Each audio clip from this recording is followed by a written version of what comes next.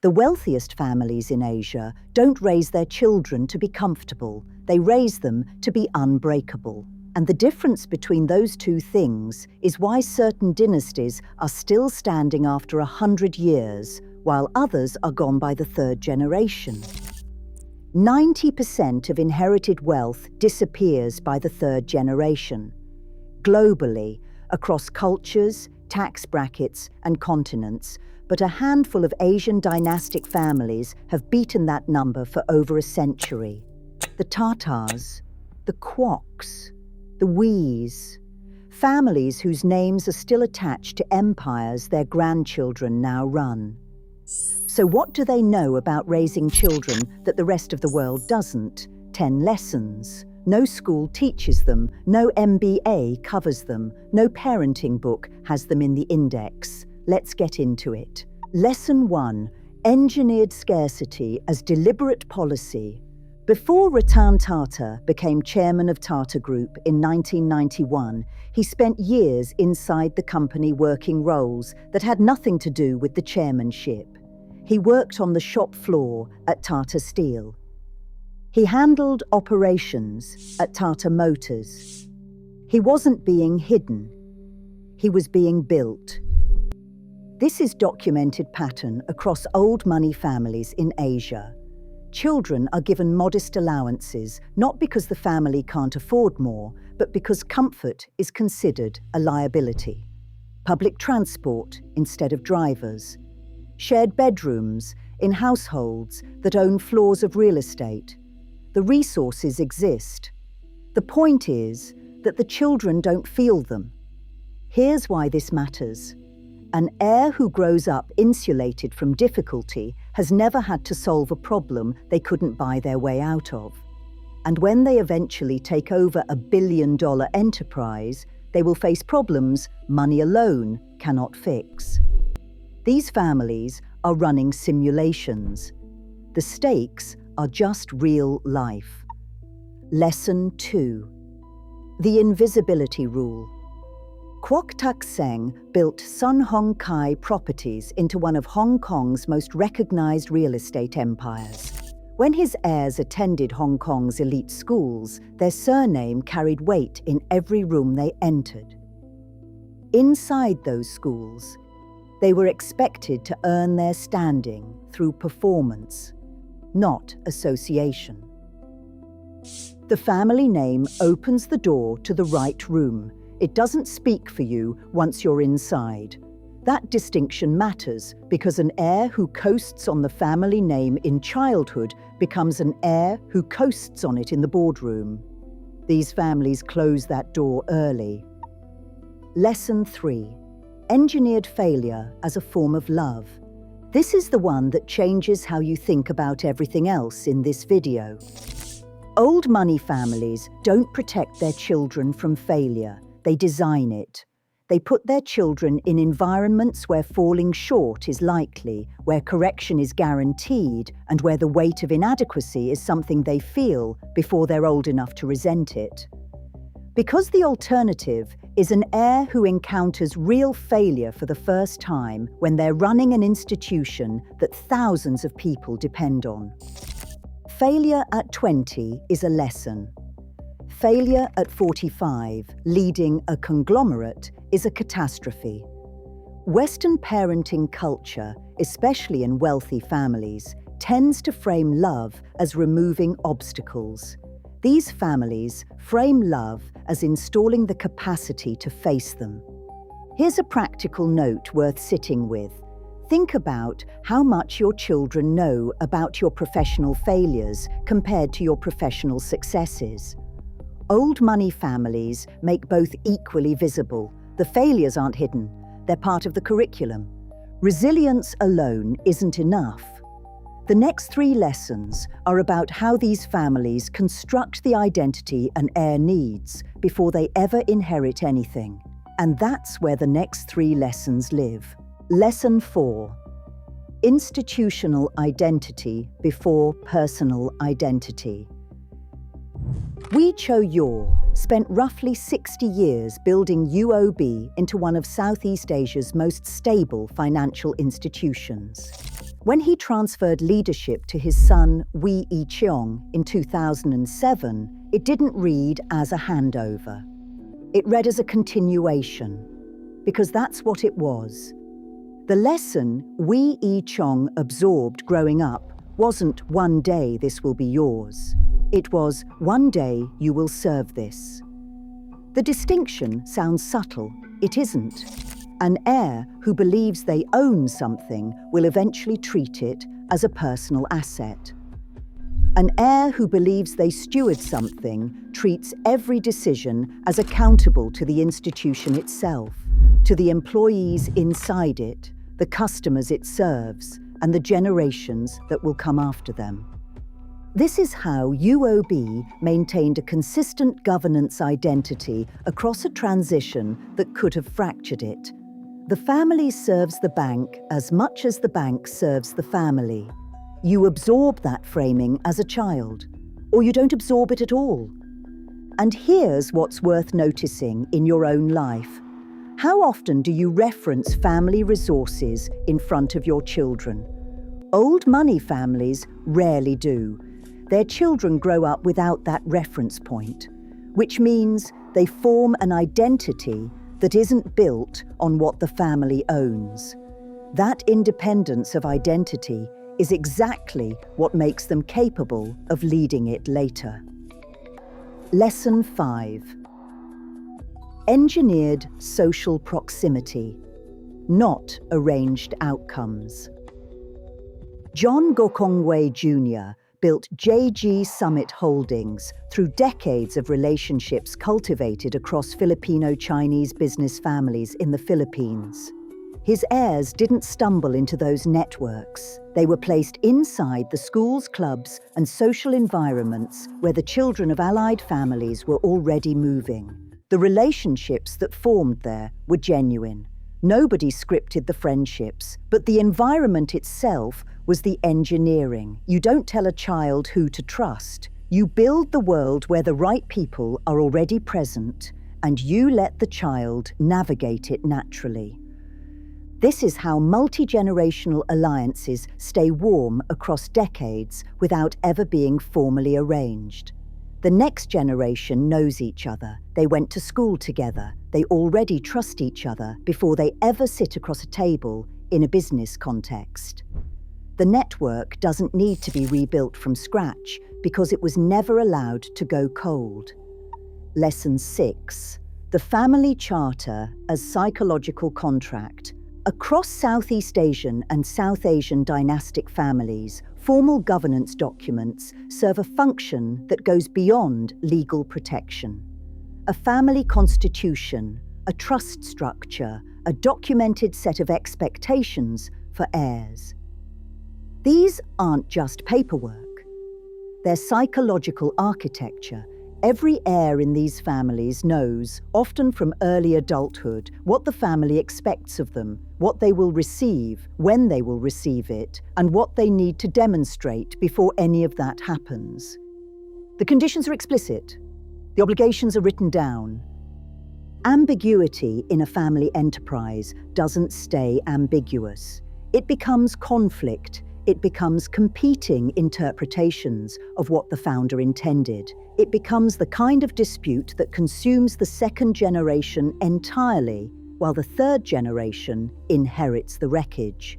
These families treat ambiguity as the threat it actually is, and they close it off with documentation. Governance and network explain how these families organize power, but the next 3 lessons explain how they protect it when real pressure arrives. That's where the strategy stops being inspiring and starts being genuinely uncomfortable. Lesson 7.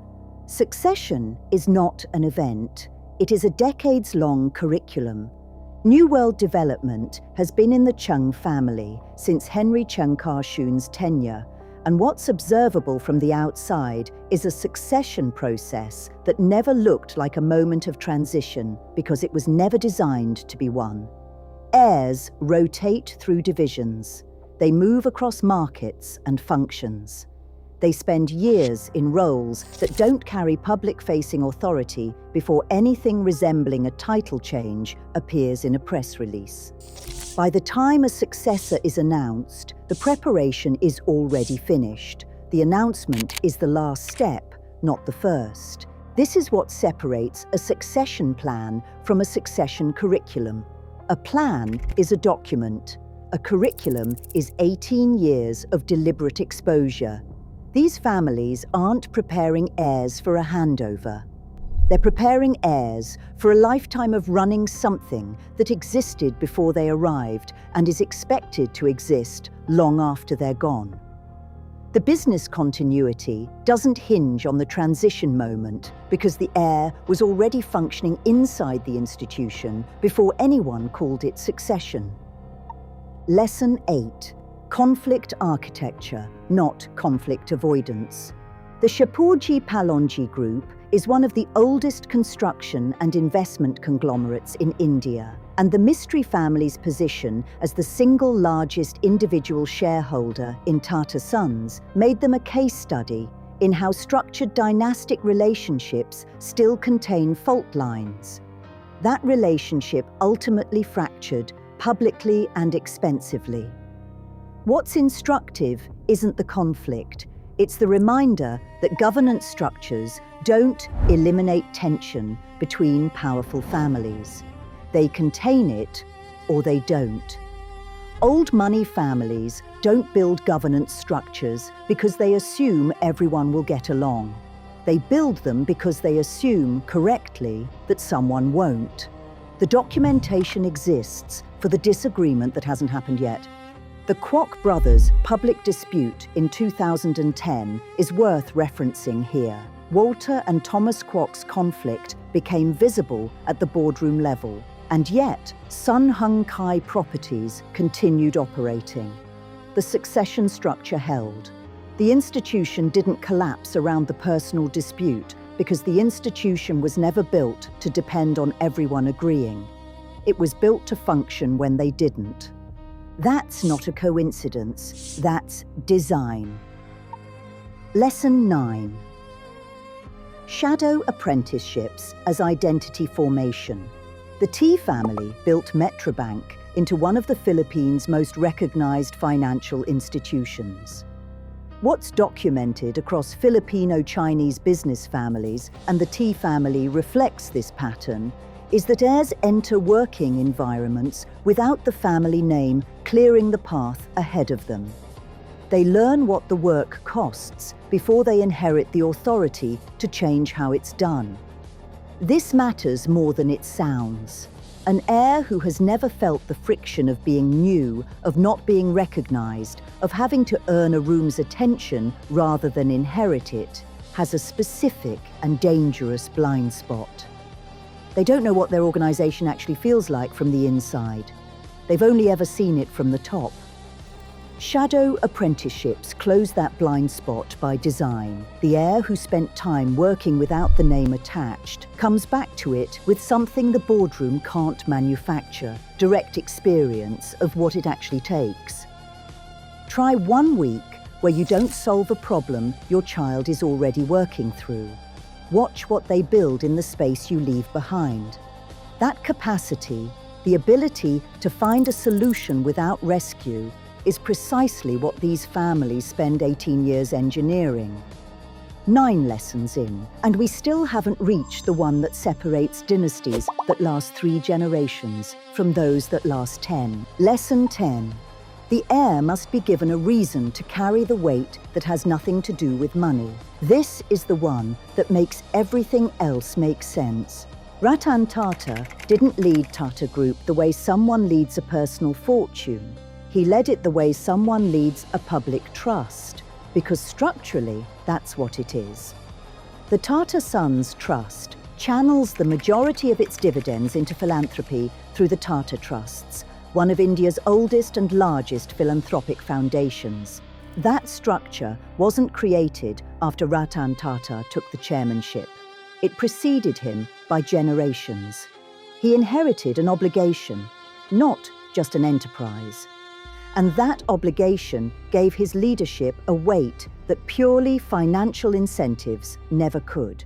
Think about what that actually does to an heir psychologically.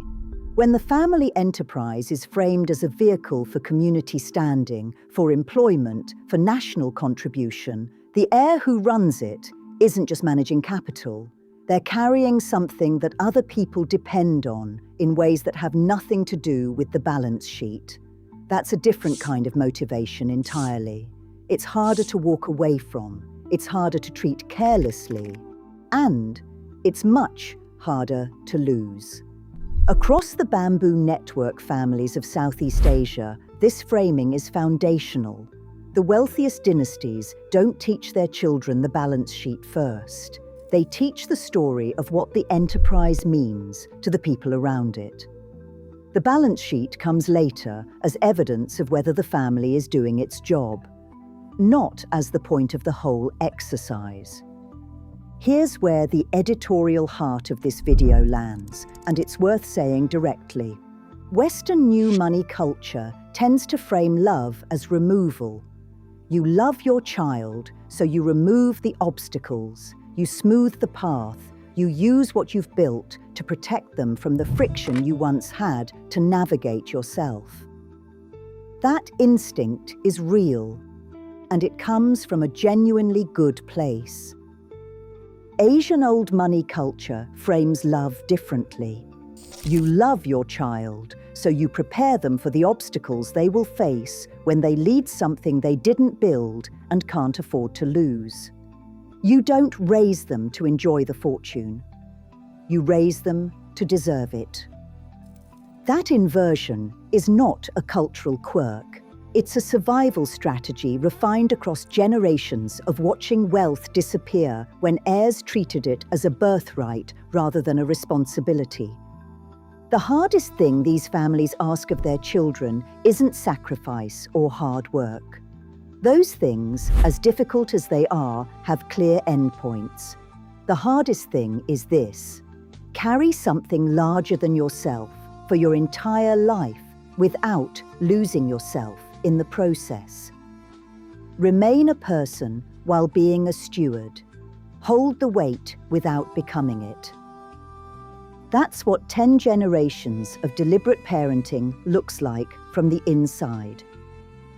Drop in the comments which of these 10 lessons surprised you most. I want to know where your thinking shifted. The families that beat the third generation curse didn't do it with smarter lawyers or better accountants. They did it by raising children who understood from the time they were young that the wealth was never really theirs to begin with. It belonged to the institution, to the people inside it, and to whoever comes next. If you want to keep going deeper into how Asia's wealthiest families actually operate behind closed doors, subscribe and hit the bell so you don't miss what's coming next. And if this video made you think differently about what you're building and what you want to leave behind, share it with someone who's asking the same questions. And if you want to know the 10 things Asian old money does every day that new money never will, watch this video next.